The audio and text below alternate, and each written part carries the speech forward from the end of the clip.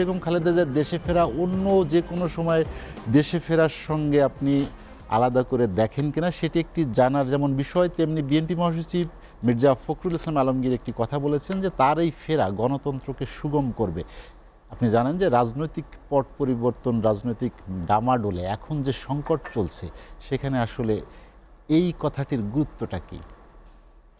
আমি প্রথম থেকে বলি, আমি আজকে না মানে সকাল থেকে টেলিভিশন দেখছিলাম আর কি, তো ওনার এই ফেরা, ফিরছেন, এই সবগুলো আমি টেলিভিশনে লাইভ দেখলাম আর কি, প্রায় সবগুলো টিভি এটাকে লাইভ দেখেছি।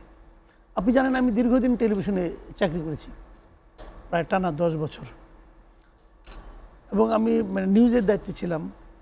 ওই সময় আমাদের একটা খুবই একটা মানে আপনার বিরক্তিকর একটা কাজ ছিল এই লাইভ প্রচার করা।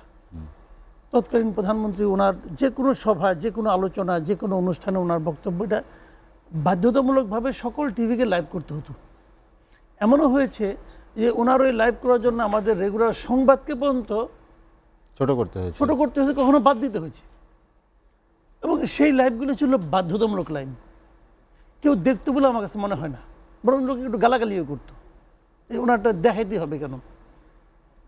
এবার যেমন মনে হলো একটা স্বতঃস্ফূর্ত লাইভ দেখলাম আমরা।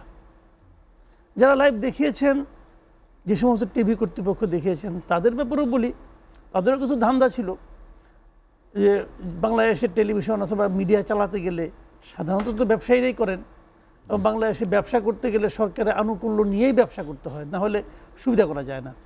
যে কারণে সরকারি আনুকূল্যটা টিকিয়ে রাখার জন্য তারা হয়তো ওই স্বার্থও করেছেন অনেকে, যে তারা ভেবেছেন আগামীতে হয়তো ওনারাই সরকারে আসবেন, এই যে এখন থেকে লাইন দিয়ে রাখি, এটা একটা হতে পারে।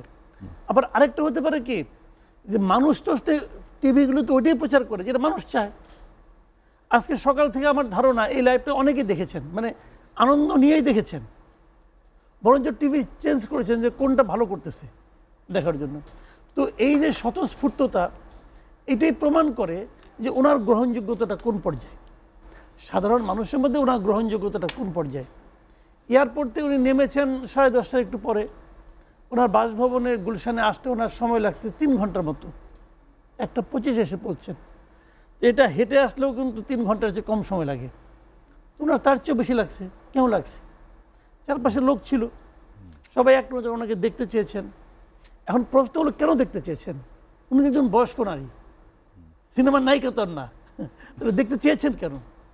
চেয়েছেন এই কারণে, এই সাধারণ মানুষের মধ্যে গণতন্ত্রের যে আকাঙ্ক্ষা, ওনারা সেই গণতন্ত্রের আকাঙ্ক্ষার প্রতীক হিসাবে তারা খালেদা জিয়াকে মনে করেছে, যে মনে করেছে যে এই ভদ্রমহিলা এখন কিছু একটা করবেন, যা করলে পরে আমি যে গণতন্ত্র চাই সেই গণতন্ত্র আমি পাবো, আমি যে দুঃশাসনের মধ্যে এতদিন ছিলাম সেখান থেকে আমি বেরিয়ে আসতে পারবো। এখন এরকম কিন্তু আমাদের দেশে আরও অনেক ঘটনা ঘটছে। অনেক নেতা নেত্রী বিদেশ থেকে যখন আসছে, দীর্ঘ কারাভোগের পর, দীর্ঘ চিকিৎসার পর, দীর্ঘ নির্বাসিত জীবনযাপনের পর যখন দেশে ফিরছেন, সবাইকে নিয়ে মানুষ কিন্তু এরকম, আমরা বাঙালি জাতি তো আমরা আবেগপ্রবণ জাতি, আমরা আবেগে আপ্লুত হয়ে গেছি, ওখানে বিশাল ভিড় করেছি, তারপরে আমাদের সেই আশাভঙ্গের বেদনাও আমরা আপ্লুত হয়েছি। তো এইবার কি হয় সেটা দেখার অপেক্ষায় আমরা আছি, দেখা যাক সামনে কি হয়। আর মির্জা ফখরুল ইসলাম আলমগীর যে কথাটা বলেছেন সেটার ব্যাপারে আমিও আশাবাদী, কারণ আমি ওনাকে যতটুকু দেখেছি, হুইল চেয়ার থেকে নামলেন, নামার পর উনি যখন গাড়িতে উঠলেন, উনি কিন্তু আমার ধারণা যতটুকু ওনাকে খুব বেশি একটা হেল্প করতে হয় নাই, উনি একাই হেঁটে উঠতে পেরেছেন। তার মানে উনি ফিজিক্যালি স্টেবল, এবং মানুষের বিভিন্ন আচার আচরণে, বিভিন্ন কথাবার্তা, হাত তোলা, উনি যে হাত নেড়েছেন, আমার কাছে মনে হয়েছে উনি মেন্টালিও স্টেবল। উনি যখন স্টেবল, কাজে আমি মনে করি আমাদের দেশের মানে গণতন্ত্রের স্বার্থে আগামী দিনগুলোতে উনি নিশ্চয়ই 2-1টা ভূমিকা রাখবেন, এবং সেই ভূমিকাগুলি হবে খুব জরুরি এবং গুরুত্বপূর্ণ। মাসুদ ভাই, আরেকটি বিষয় সেটি হচ্ছে যে এজেডএম জাহিদ হোসেন একটি কথা বলেছেন যে প্রয়োজনে সংকটে আবারও রাজপথে নামতে পারেন খালেদা জিয়া।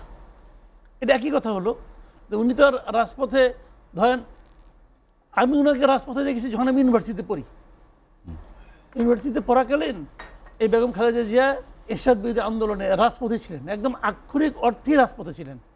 আমি ওনাকে রাজপথে মানে পিচ ঢালা রাজপথের উপর ওনাকে বসে থাকতে দেখছি।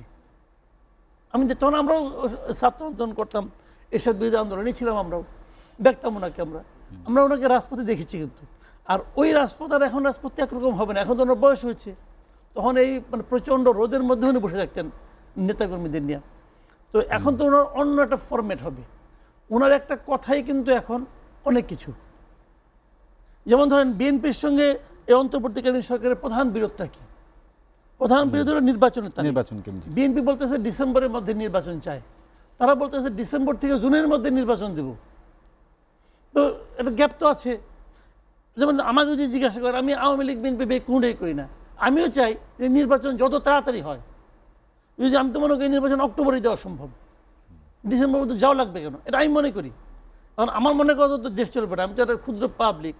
তো ওনারা মনে করেন কি এই যে বিরোধটা, এই বিরোধে আমি মনে করি বিএনপি পক্ষে ওনার একটা বক্তব্য অনেক বড় ভূমিকা রাখতে পারে। যে